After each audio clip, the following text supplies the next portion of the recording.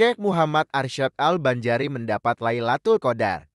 Syekh Muhammad Arsyad Al-Banjari pernah mendapat Lailatul Qadar. Beliau lalu berdoa, "Ya Allah, berikanlah selalu bumi Kalimantan ini rahmat Engkau berupa ulama." Maka insya Allah seseorang yang mendapat Lailatul Qadar doanya dijabah atau makbulkan. Maka tidaklah heran keturunan beliau banyak yang menjadi ulama, hingga tak akan habis-habisnya bagaikan air laut yang terus mengalir, sangatlah banyak yang jadi wali ulama. Beliau-beliau ini menyebar tidak hanya di benua Kalimantan, tapi juga ke luar negeri, menyebar hingga ke seluruh dunia. Kiai Syarwani Abdan Al-Banjari, atau masyhur dikenal para pencinta beliau sebagai guru bangir dan abah guru di sekumpul Al-Alimul Alamah Kiai Zaini bin Abdul Ghani Al-Banjari, yang sangat masyhur dikenal oleh para pencintanya sebagai guru sekumpul atau guru ijai. Dan banyak lagi ulama-ulama yang lainnya. Baik yang masih hidup maupun yang sudah wafat meninggal dunia, semuanya adalah keturunan Syekh Muhammad Arsyad Al-Banjari. Terbukti sampai sekarang karomahnya mendapat Lailatul Qadar itu benar. Sebab itulah, kenapa bumi Kalimantan itu diberi rahmat Allah berupa ulama. Sangat banyak para alim ulama di tempat itu, karena bumi Kalimantan ini pernah didoakan oleh ulama besar Syekh Muhammad Arsyad Al-Banjari semasa beliau mendapat Lailatul Qadar. Sangat beruntung kita bagi orang yang tinggal di benua Kalimantan, sebab dapat doa khusus dari Syekh Muhammad Arsyad Al-Banjari Datu Palampayan. Nama Syekh Muhammad Arsyad Al-Banjari Datu Palampayan sebenarnya adalah Sayyid Jafar Shodiq Al-Ajrus. Muhammad Arsyad adalah nama saat beliau tumbuh di tanah Banjar. Pada masa itu, apabila ada Habib, maka penjajah tidak suka dan menculik mereka. Bahkan dengan nama berbau Habib pun, mereka tidak suka. Akhirnya ayah beliau, Abdullah, menukar namanya dengan nama Muhammad Arsyad, karena nama ini identik dengan nama orang Banjar yang beragama Islam. Abah guru sekumpul menjelaskan tentang nasab datunya Syekh Arsyad Al-Banjari. Syekh Muhammad Arsyad Jafar Shodiq bin Abdullah bin Abu Bakar bin Ahmad Asholeibiyah bin Husain bin Abdullah bin Syab bin Abdullah Alaidros bin Abu Bakar Asakran bin Abdurrahman Asekaf wa Ba'at ibni Sayyidina Ali ibni Abi Thalib wa Fatimah Al-Zahra bin Sayyidul Wujud Sayyidina Muhammad. Syekh Muhammad Saman, pendiri tarekat Samaniyah. Selepas beliau wafat, maka makom Qutbul berpindah kepada Syekh Muhammad Arsyad, lalu ke bawah lagi hingga kepada Syekh Sekumpul. Syekh Muhammad Arsyad dan Tuan Guru Sekumpul juga mursyid kepada tarekat Samaniyah. Dalam silsilah sanad tarekat hingga ke Syekh Saman terdapat nama mereka sebagai mursyid. Sayyid Muhammad bin Alawi Al-Maliki ditanya oleh Habib Zain bin Ibrahim bin Sumaid Madinan, "Ya Habib, berdiri pada makun apa Syekh Sekumpul?" Beliau menjawab, "Syekh Sekumpul adalah Qutbul Ghausah."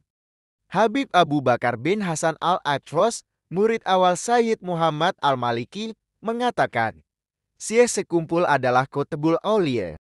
Itu makom tertinggi dalam pangkat kewalian. Sama seperti Qutbul Aqtab. 100 tahun sekali barulah muncul di bumi, bahkan Syekh Sekumpul dikatakan adalah Qutbul Aqwan hanya muncul 200 tahun sekali. Sebelumnya yang menduduki makom ini adalah Syekh Muhammad Saman Al-Madani Al-Hasani, guru daripada Syekh Muhammad Arsyad Al-Banjari.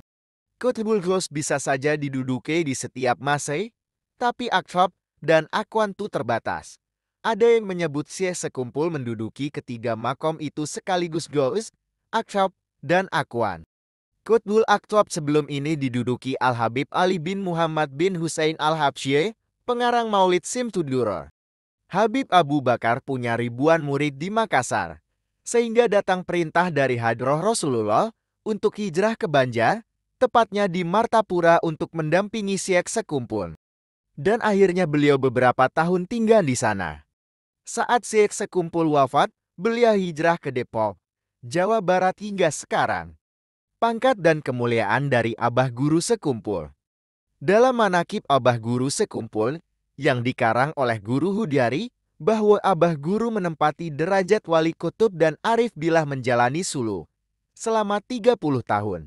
Memang kutub di zaman itu dipegang oleh Habib Abdul Qadir bin Ahmad Assegaf di Jeddah. Tapi Abah Guru memiliki kerajaan sendiri di bawah naungan datu beliau, yaitu Datu Arsyad Kalampayan dan Syekh Seman Al-Madani. Ketika Abah Guru berumur 7 tahun sudah menghafal Al-Quran, sudah bermimpi Rasulullah, dan pada saat umur 10 tahun, sudah menghafal kitab Jalalain dan bertemu Rasulullah secara langsung dalam keadaan jaga saat di rumah Guru Zainal Ilmi dalam pagar. Dalam usia kurang lebih 10 tahun, juga sudah mendapat khususian dan anugerah dari Allah berupa kasyafisi, yaitu melihat dan mendengar apa yang ada di dalam atau yang terdinding. Salah satu yang diajarkan Guru Zainal Ilmi kepada Abah Guru sekumpul adalah masalah ruh, karena Guru Zainal Ilmi berpangkat Kutubur Rum dan Wali Abdal. Umur 20 tahun Abah Guru mulai menjalani suluk sampai berumur 50 tahun dengan jalan Nur Muhammad yang diajarkan Datu Muhammad Gadung. Dengan menjalani suluk selama 30 tahun, Abah Guru sekumpul sangat banyak mendapatkan ilmu, sehingga beliau sangat kenal dan dekat dengan Allah Subhanahu wa Ta'ala.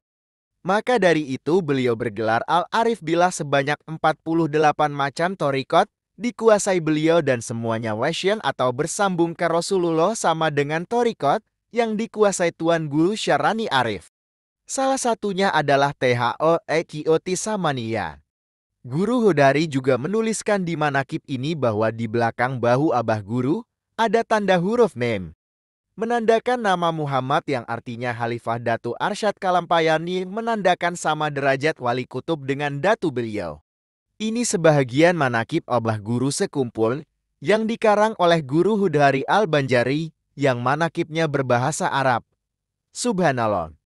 Antara karomah kemuliaan Tuan Guru sekumpul haulnya paling terbanyak di dunia, jutaan orang membanjiri kota sekumpul Banjarmasin Matapura.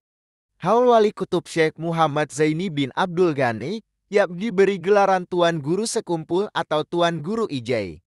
Keturunan dari Datuk Kelampayan Syekh Muhammad Arsyad Al-Banjari Al-Aidrus penuh sesak membanjiri berkumpul di sekumpul Martapura dari berbagai pelosok Nusantara dan negara. Ada yang datang dari Mekah, Sudan, Cina, Australia, dan bermacam-macam tempat lagi. Jalanan kiri kanan depan belakang penuh sesak oleh jutaan orang, bukan oleh kereta motor tetapi orang. Ratusan kilometer dari sekumpul Martapura hingga muara Tapus Hulu Sungai Utara penuh dibanjiri orang. Sedangkan setiap pengajiannya seminggu 2 kali sekumpul dihadiri orang paling sedikit pun 30.000 orang, itu baru pengajiannya seminggu 2 kali. Berkata Al-Habib Umar Al-Hafidz, setiap pengajian guru sekumpul, langit aras bergemuruh, para malaikat hadir untuk mengambil berkahnya. Habib Ahmad Assegaf pernah berkata sih, dan Madad Tarem berpindah ke sekumpul. Berkat Rasulullah, berkat wali-wali Allah.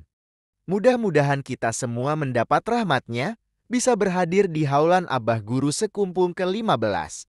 Wallahu alam bisawab. Terima kasih.